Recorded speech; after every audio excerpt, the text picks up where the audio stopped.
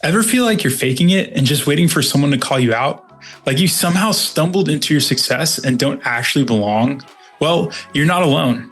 Let's talk about imposter syndrome, what it is, why it happens, and how to kick that self-doubt to the curb.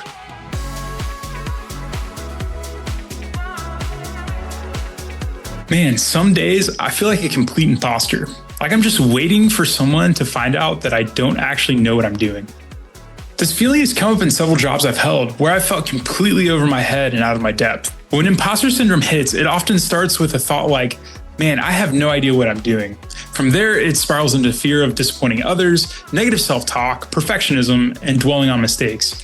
But I've learned these feelings aren't unique to me. They're surprisingly common, especially among leaders. So what exactly is imposter syndrome?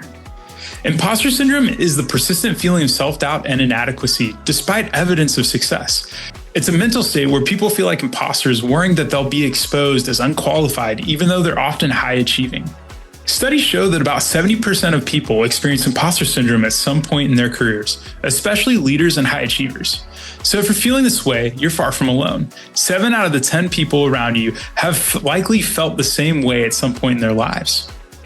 Leaders are particularly susceptible because of the high expectations placed on them. Knowing that you're not alone in these feelings can be the first step in overcoming them. How does imposter syndrome manifest itself in leaders? Imposter syndrome often shows up as perfectionism, a reluctance to delegate, a constant need for validation, and a difficulty of letting go of mistakes.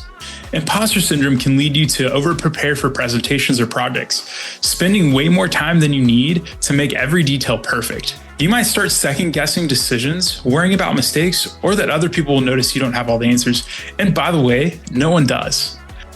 This can also mean working overtime often, trying to prove your worth. Instead of feeling proud of a job well done, you feel driven to keep pushing for perfection, fearing any small mistake will show you're not good enough. Over time, this creates stress, burnout, and hesitation to delegate, as you worry others won't meet your high standards. When leaders feel like imposters, it can hinder decision-making, impact team morale, and lead to burnout. Recognizing these signs is essential to managing them.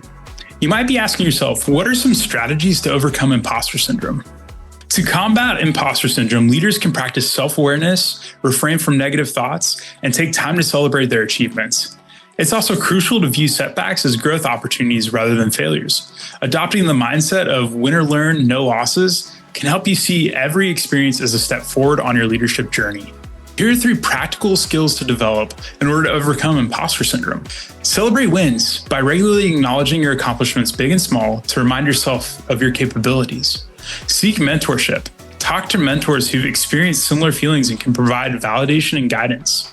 And shift your perspective. Instead of seeing leadership as required perfection, view it as a journey of learning and growing. Embracing these practices can help leaders build confidence and reduce self-doubt, allowing them to focus on leading effectively and inspiring their team.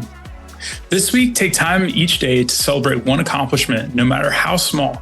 Reflect on what it took to achieve it and recognize your skills and hard work. Remember, imposter syndrome is a common experience, especially for leaders, but it doesn't have to define your journey. Acknowledge your achievements, seek support, and shift your perspective on what it means to be a leader.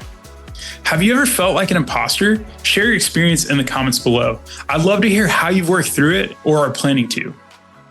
If this week resonated with you, don't forget to like and subscribe, and next week we'll dive into the good kind of hurt.